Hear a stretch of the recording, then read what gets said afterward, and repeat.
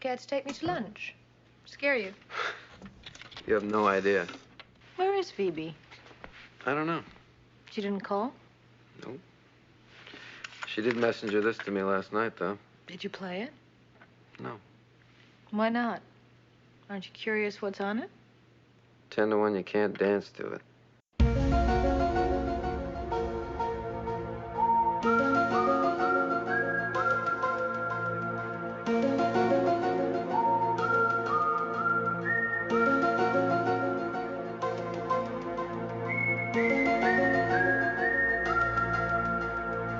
Hello, and welcome to Discovering the X-Files, the podcast in which a newbie, that's me, takes a deep dive into the entirety of Chris Carter's creepy universe, as longtime fans escort me on the journey, a journey filled with paranoid conspiracies and monsters of the week.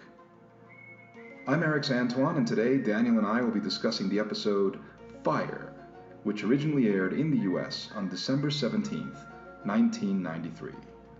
It was written by Chris Carter and directed by Larry Shaw. In this episode, Mulder and Scully are enlisted by a metropolitan police detective to aid in a case involving a serial killer with pyrokinetic powers. Meanwhile, Mulder rekindles a doomed romance with a former Oxford University cohort, and the sparks fly until they don't. The beautiful Amanda Pays guest stars along with journeyman character actor Mark Shepard in this standard Monster of the Week episode. After the break, Daniel and I are going to get into it. Stick around.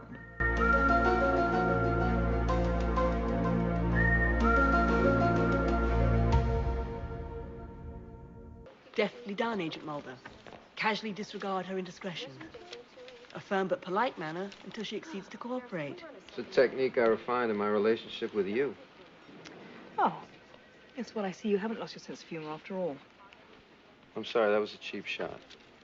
Look, Phoebe, Unless I'm mistaken, 10 years seems sufficient time to have forgiven, if not forgotten, a few youthful indiscretions. I'm cursed with photographic memory. So, we were talking about Mulder's sex life, and here it is. I know, right? It's funny, like, we were just talking about that, and funnily enough, here we go with an episode that is very kind of focused on it, or on the lack of it, or the friend zoning of Mulder, or like however you want to look at it. But the point is that this is very much about Mulder's past and perhaps present sex life. Amanda Pays of TV's The Flash. Yes, and Leviathan. That's right, and Leviathan. Bitch, we're still here. No, Amanda Pays is a lovely woman, and it was very nice to see her here. They had planned I looked this up, they planned that the character of Phoebe Green, Scotland Yard detective Phoebe Green, who she plays, was supposed to be a recurring character, and then that never actually happened. And it's kind of a shame, because I think that she would have been an intriguing foil for Mulder and Scully if they'd used her, because, the way she's established here, she is a figure from Mulder's past, a very important figure from Mulder's past. And it seems that she really fucked him up. Oh, yeah. So, big time. 10 years, and he freely admits that it's taken him a decade to get over her, and then she struts back into his life again. Yes, and he's like, and she's all like, well, I would have thought that 10 years would be like enough time for you to forgive and forget or whatever. Like, And he says, nope. Yeah, but nope. And he jumps right back in. He just jumps right back in. Like there's no, man, poor guy. It's rough. Yeah, it is rough. This episode is very British. Yes. Very British. There are British teeth all over the place. It's pretty amazing. You got the character actor. His name's Mark Shepard. He's one of those that guy actors.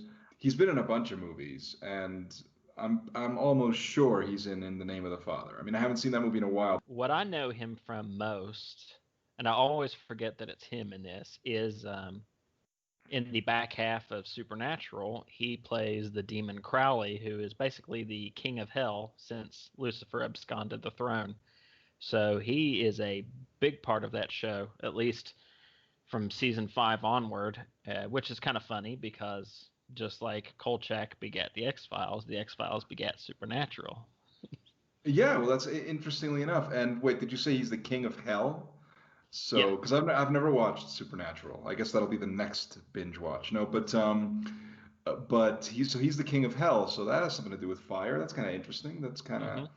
Do you think this had anything to do with that? Because this character is never going to show up again, right? Even though Right, he right, does right. survive the episode, but he's never going to show up again. But is it possible? I mean, if the X Files begat Supernatural, is it at all possible that this factored in? How popular is this episode among fans? I'm not sure. It's always one that stuck out in my brain, but then as a kid, I really liked Firestarter, so I kind of, you know, leaned towards it anyway. As far as I know, it's not one that people dislike. I'm not sure if it's really looked upon as a shining beacon of a Monster of the Week example, but it's a pretty good one, and I would have to imagine that Eric Kripke and the rest of the Supernatural crew at least remembered him from it. I mean, he's been in other genre shows as well, but that's the kind of a playful thing that they might have done at the time, and then of course it obviously ended up growing into an even larger role for him as that show went on. Right. So, I mean, I take it he's a villain. I mean, if he's the Yes. king of hell, he's a Well, villain, right? he's more of a gray area villain. He's an opportunist. A little Okay. bit. Okay. Well, there's an impish quality to him in this episode, Yeah. certainly. You know, he Yeah. he delights in what he does. He delights in causing the mayhem that he causes, and that is one thing. The episode's fun. I enjoyed watching it. It definitely is fun to watch. It's entertaining. It's suspenseful, but I guess we could say in X Files tradition, the motivations are murky. I don't. I'm not too clear on why, because at first, since he was attacking, lords and the Right. people, knights and whatnot, I assumed it was political. I just make the assumption.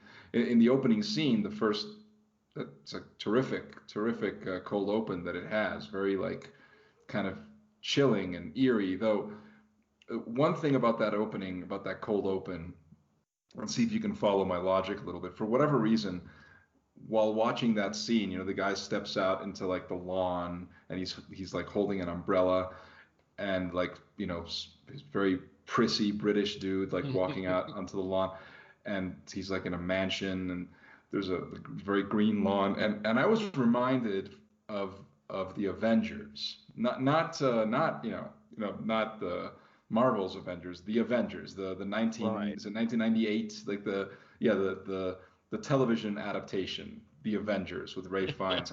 I was reminded of the opening scene, funnily enough, of The Avengers, which I believe, as I remember, because I've only seen that movie once, but it stayed in my mind. And I remember that it opened very much with a scene of like, Ray Fiennes walking out into the lawn, twirling an umbrella, being all prissy. And I remember that one characteristic of that was that it was one of those things where, like, you could tell that opening scene, it's really awkward and it set the stage for a terrible movie.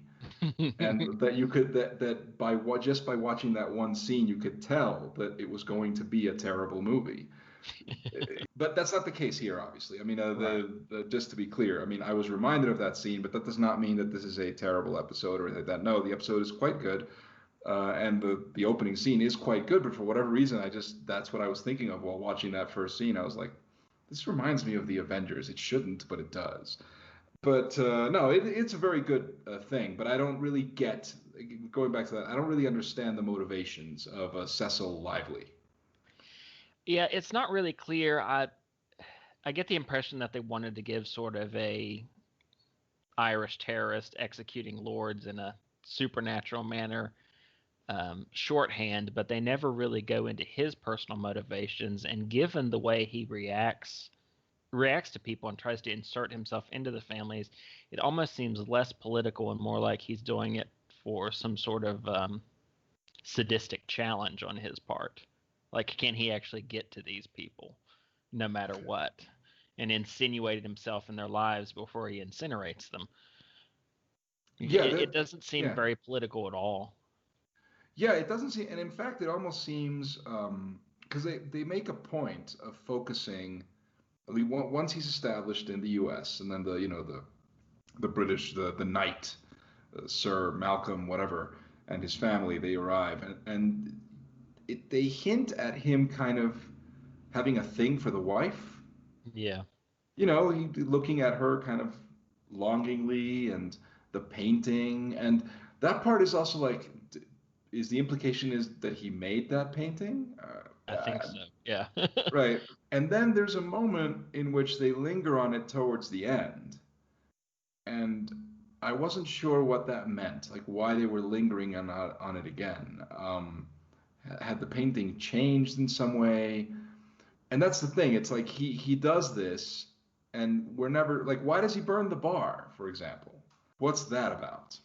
He goes out and he goes to a bar and he burns the bar, and I don't really understand why that happens. Is it because he's so put off by the rather unappealing woman that sort of comes on to him at the bar, and like I don't know. Yeah, it's odd, and again, it feeds back into, you know, they bring up political stuff, but it really doesn't feel political. It just feels like he has a sick sense of humor. He's sadistic, and he likes to challenge himself. And he fixates on the wives. They said he's been writing love letters to all of them before he ends up executing their husbands Right. and burning their homes down or lighting their lawns on fire or whatever the case may be. But yeah, the bar segment is odd, and of course he burns down the Irish pub that happens to be down the street from the vacation home. I think it was called Yes. Hennessy's or something, or O Hennessy's, Yes. something like that. Hennessy's. It was Hennessy's. It was definitely Hennessy's. And given the production designers and the casting department, they got that down pat. That was definitely. It seemed very much like an Irish bar, like an obnoxious Irish bar that you might find in a, like a neighborhood bar. It's very Right. much like the sort of thing you'd find in an area And like that. I guess if you're coming from a political angle, you could have said that he was burning the bar down because it offended him that a bunch of regular old white Americans were just hanging out in a fake Irish pub in the middle of a rich countryside town. But they never really go there with it. Yeah, well, actually, the woman does say, okay, here's the thing. First, he's trying to be cool, right? He does a little magic trick. He lights his finger Yeah. on fire to light her cigarette. And then the woman says something to the effect of, "Oh, you're British. I love that accent." And I think that's what pisses him off. Yeah, It's possible. I think that the fact that the woman calls him British when he's clearly Irish, he just gets very angry about that. So maybe that's what happens. He gets set off because of that. He's like, it's "How possible. dare you call me British, you bitch?" And then he just like, the whole bar must pay for this offense. I think that maybe it's something that they never quite figured out. Because again, we have a situation of a story that is a little bit all over the place. Hmm. We think Oh it yeah, would make a lot more sense. It would make a lot more sense if it were politically motivated, since that's right. what's set up. And I've just, for the first maybe whatever 15, 20 minutes of the episode, I thought to myself, this is clear. He's like an Irish bomber, Hmm. except he has powers and he can set things on fire with his mind. Fair enough. And he himself, for whatever reason, seems to be resistant, to flame. He can Yeah. heal quickly or whatever.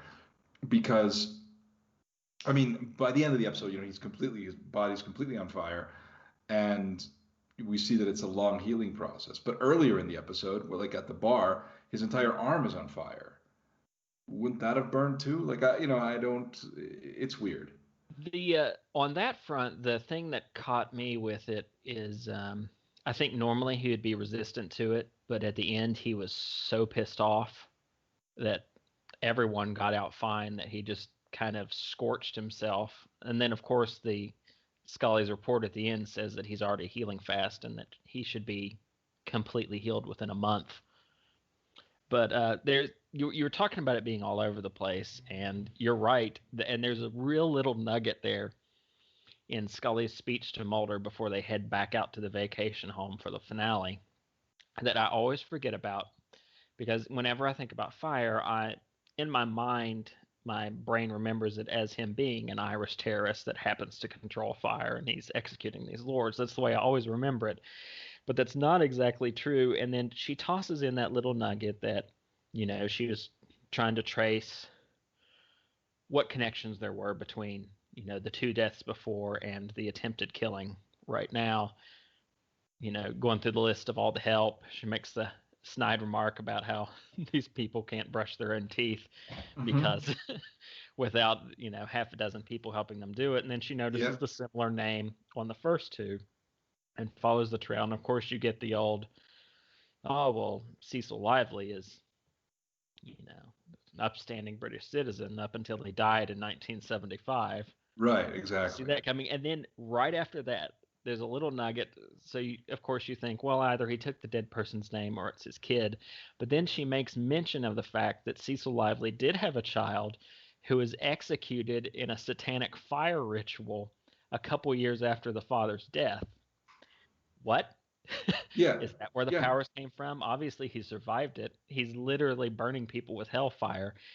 And Mulder doesn't acknowledge it, and no one ever brings it up again in the entire episode. And it just throws me for a loop every single time. I think it's a cool little nugget, but I think it's hilarious that they don't even really acknowledge that. And by default, I think unless I'm forgetting something from the previous 11 episodes, does this make this the first case that technically has a religious connection to it? I would have to say yes. I'm gonna say yes, even though I thought so. Yeah. I also could be forgetting some detail, but it certainly seems to be yes, like where there's a specific thing. Right. But again, as you just pointed out, it's basically an Easter egg. Yeah. It's a blink and you'll miss it thing. Like it's a thing where if you happen to get up at that moment to grab yourself a sandwich, you'll miss that one little sentence that sort of brings that up, and you won't actually. You'll still understand the rest of the episode. Right. So it's a kind of thing where it's like it's just this detail that they never really mention again, and that is weird that they wouldn't, because it's the sort of thing that you'd think that Mulder would immediately latch onto it. Oh yeah. I mean, early in the episode, when they go to interview the woman at the hospital, the woman from the bar, he does make a point of saying, well, why don't you give me could you maybe describe the person, to do a composite, which by the way, that drawing, that police sketch is typically like just as like in most movies, it's typically perfect. It's like perfect. It looks like a drawing of the guy. It's like Jerry Ordway did the comic book adaptation and drew a perfect likeness of actor Mark Shepard. But the thing is that's just funny to me. And okay, you accept it because that always happens in movies, and fine, it's a device. But my point is, when he's talking to that woman, there is this thing where he goes, Amanda Pays, she's like, I mean, what would be the point? The guy burned to a crisp. What like you're asking for her to describe a guy who very likely burned to a crisp, and Mulder's all like, well, that's true, but a body was not found. So that tells you that Mulder is considering the possibility that the person started the fire, and because it's Mulder and because this is the X-Files, you can imagine that he's probably considering the possibility that he started the fire through supernatural means. You bring up the police sketch, and I laughed as soon as I saw that, but not because of the sketch and not because it looks exactly like Mark Shepard, because of course it would. It's it's a TV show sketch artist rendering. I laughed because my mind immediately went back to that drawing of the Jersey Devil. Yes. Yes. That Mulder ended up buying off the homeless guy for who knows how much money. And which was so important. It was such an important piece of evidence. Such a key. Stared at it. Yeah. Oh man. The satanic fire ritual thing just sends my mind reeling, because they could, and obviously it's not important. You buy the fact. I mean, the fact that the guy is pyrokinetic. He can control fire to a degree. He needs a little bit of accelerant to help it start for bigger fires, I guess. But you're shown from the get-go that he is the one doing it. So they didn't necessarily need to throw in an explanation. So I love the fact that they throw in this crazy ass one right in the middle of a sentence and then no one acknowledges it and moves it Yeah. on. Because you can actually, and I'm sure you can picture it in your mind at this point, since we're, 12 episodes in, you could easily picture a cold open of an X-Files episode of someone being executed in a satanic fire ritual and then surviving and having fire powers. Like that could easily be the opening of an entire X-Files episode, but it's just Yes. this little nugget in this sentence that you just blaze right on over it. Yeah, well, Chris Carter wrote this episode, and that part, the fact that he wrote it is where I get a little surprised at how all over the place it is in that sense. Like, because he's the showrunner, he's the guy who, he came up with the concept, he came up with the formula for the show. You would think that he would write a kind of quintessential X-Files episode, and that it would have what you just said. It would have the cold open of the person burning in some satanic ritual and all of that stuff. And I haven't found enough information about this, and that's why it leads me to believe that maybe Chris Carter himself, just like he had two disparate ideas, and Probably. sort of couldn't really figure out how to reconcile them into one episode. So he just kind of said fuck it, and just said, I'm going to make this episode about a guy with pyrokinetic powers, and that's it. And I'll put in little details and just let people figure it out for themselves or speculate, or because again, I mean, X-Files is the series that asks questions, doesn't necessarily give answers, right? And that can be frustrating for some viewers. But in general, I think that stuff is there specifically so people can just talk about it. So Right. people can kind of well, why do you think that satanic ritual is, do you think that he had something to do with that? You think that's where it came from? Do you think that's, so it's kind of just there, it has kind of an open-ended, it's open-ended. It's not, there's not a definitive conclusion to it. I mean, he's defeated, obviously, and he's arrested, but I mean, the implication is he's survived. So he could go on in the future, somehow. Because they don't necessarily, I mean, in Scully's report, she simply makes mention, once again, it's Scully being Scully, she makes mention that it's an amazing thing that this person can heal so quickly, and et cetera, et cetera, et cetera. But at no point does anyone in the episode ever talk about it, much less Mulder, talk about the fact that he created this.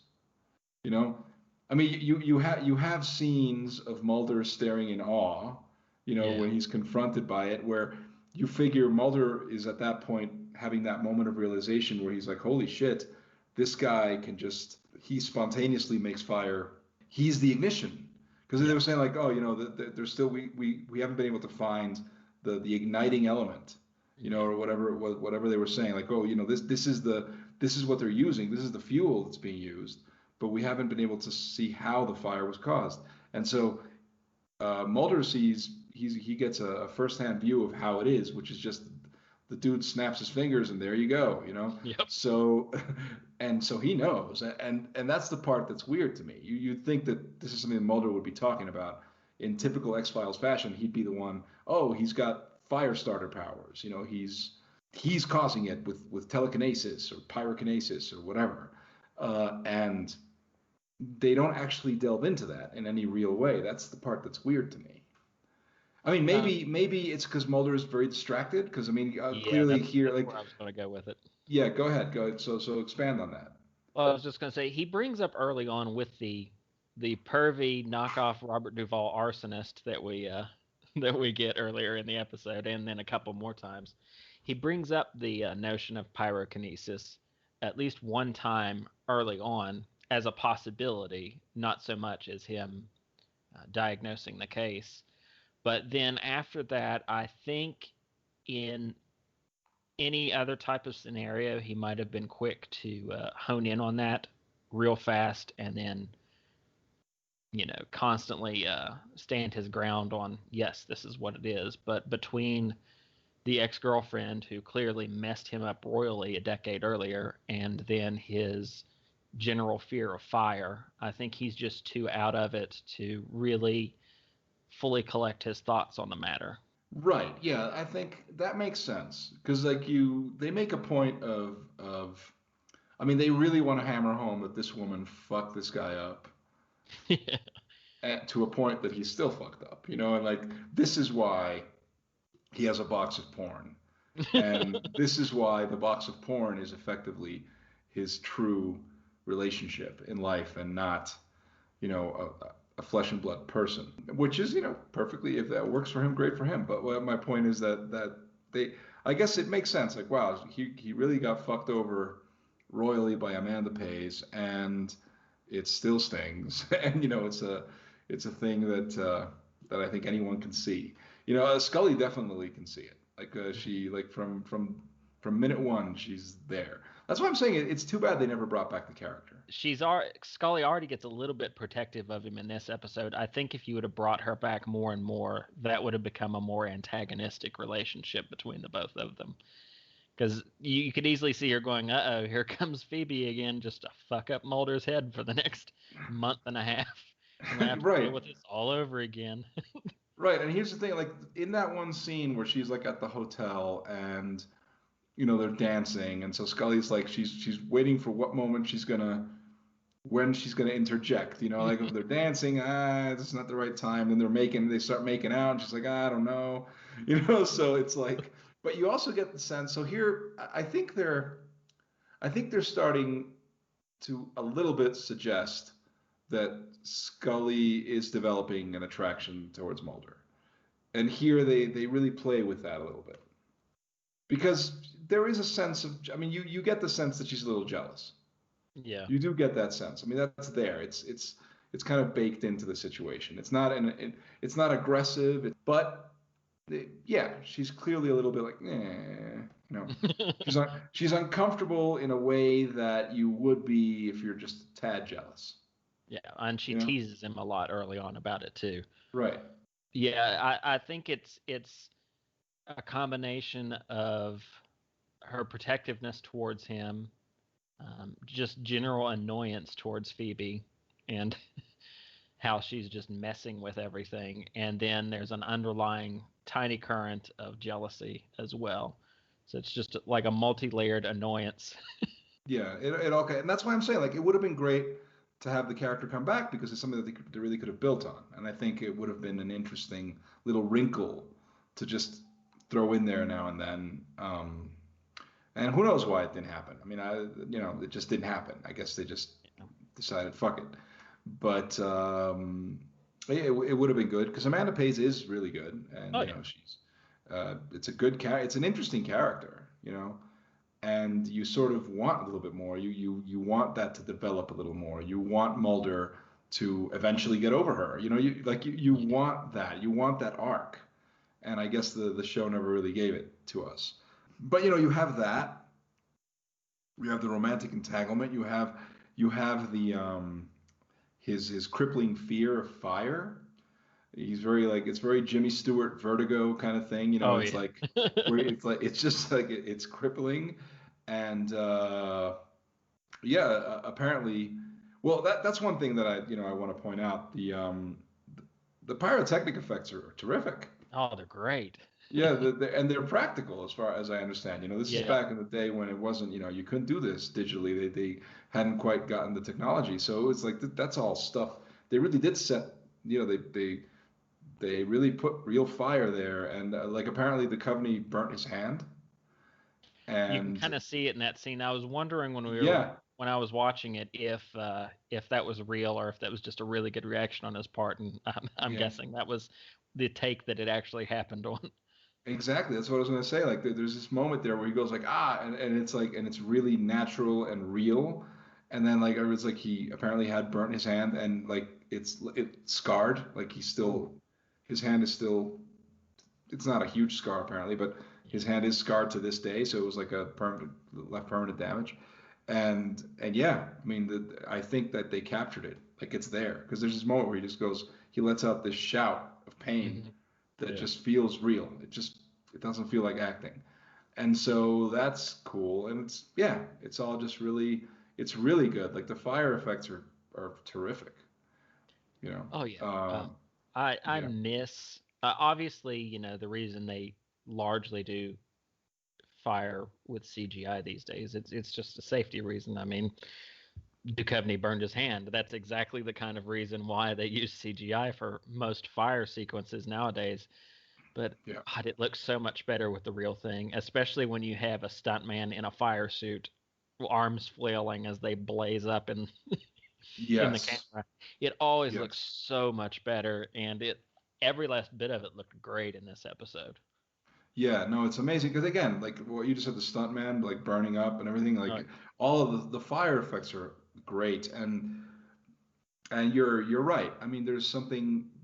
Think about natural elements like fire and water that as good as CGI ever gets, I don't think it's ever going to get that organic quality. yeah.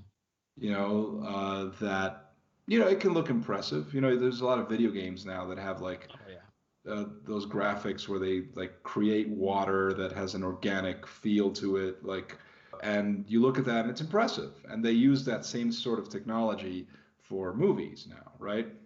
Hmm. But the real thing is the real thing. It's like in you're talking about fire, like in Interstellar, in the movie Interstellar, when they're in that planet that's all water, and that was shot somewhere. It was shot like in some ocean somewhere. It was, I don't know if in Iceland or something like that. Probably. And it Yeah. just looks amazing. It looks amazing. God, You yes. know, and if they'd done that just only digital, because yeah, they did enhance it digitally, obviously, because they like the big tsunami that comes up or whatever. But you've got the organic base. But I do think that more and more as they rely on CGI effects to just do the whole thing, then there's a fakiness to it. Yeah. Like I haven't seen the new Backdraft, the Backdraft 2. Like I haven't watched it yet, but I'm going to assume that Backdraft 2 is largely CGI effects. I've seen it. I know there's CGI fire in it. There's some practical effects work in it too, but I don't quite remember the ratio. Okay, because I mean Backdraft, the first Backdraft, I love that movie, No, and it's like watching a stunt show from start to yeah, finish. it's incredible. Like and you look at that, you go like, it's incredible. Largely because of the effect sequences of real fire and real sets, and it's just amazing. And for being television, this does achieve something almost that operatic. There's a lot of cutaways. There's a lot of cutaways, which I know they did for safety. Uh, you know, it cuts to the ceiling, and it cuts to this, and it cuts to that, because obviously there's nobody there. And fair enough. Okay, it's a television show, television budget, but hey, I mean they still had people there because the company did burn his hand. So like the fact that they pull all that off is really good. Actually, speaking of Backdraft, when you brought up the pervy arsonist, like I'm reminded he's basically Donald Sutherland. He's the Donald Yeah. Sutherland character from Backdraft. And Did the fire look at you? yes, yes. Like, what do you want to do to the whole world? Burn it all. But you said he reminds you of Robert Duvall. You know who he reminds me of, though? He reminded me of Denny O'Neil, the comic book writer, the late Denny O'Neil.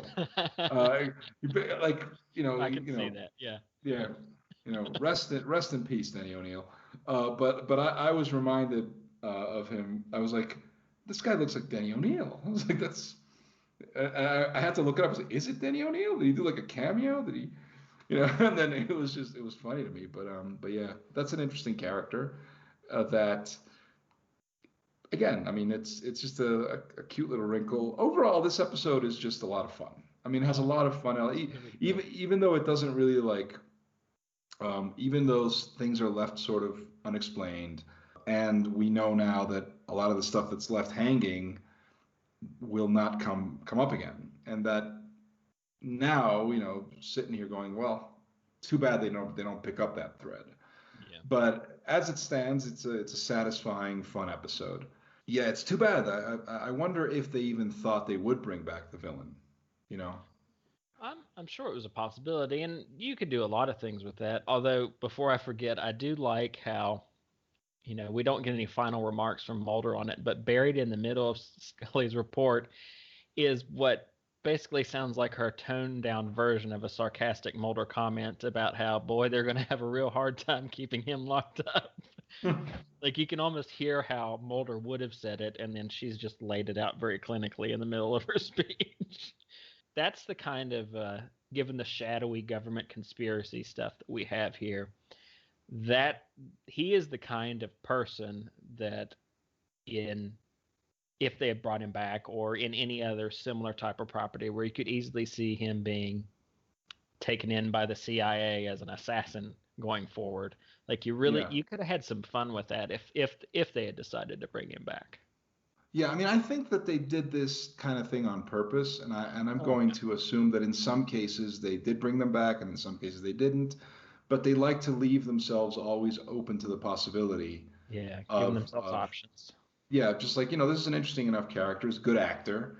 Why not leave ourselves the possibility of bringing them back? That's the thing that's kind of interesting. This is a television show, so obviously, that they think ahead.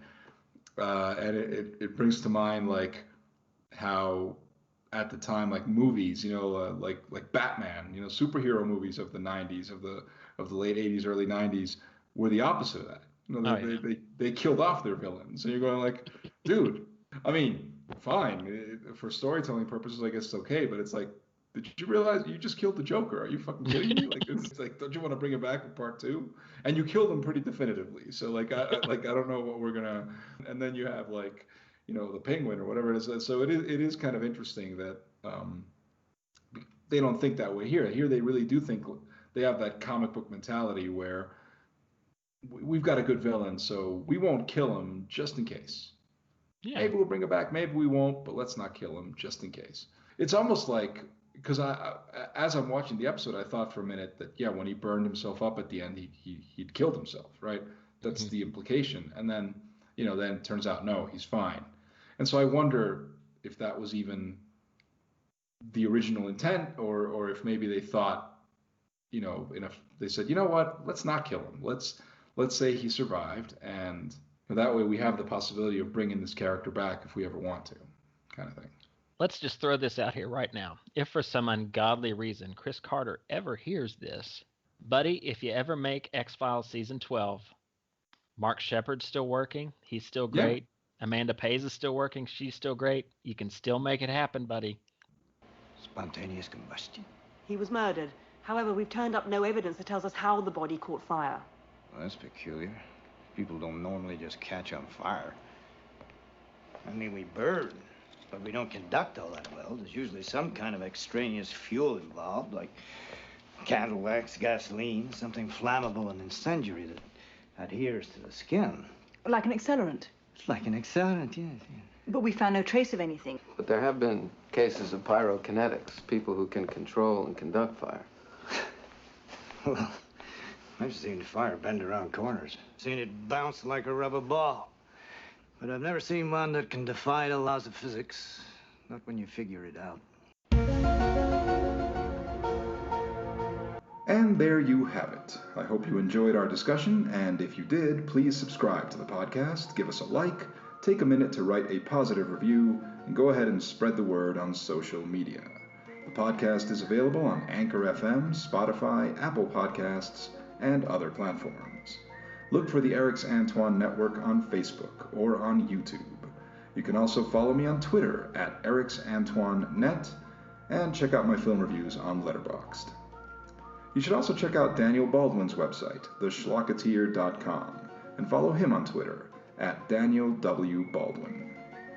I'm Erix Antoine, and I'll be back in a few days when Jim Laskowski will once again be joining me, and we'll be discussing the classic episode, Beyond the Sea. And before you ask, yes, you do hear the Bobby Darin standard, except you hear it in French, and not sung by Bobby Darin. In any case, I hope you'll join us. And until then, let's all remember that the truth is out there. See you next time.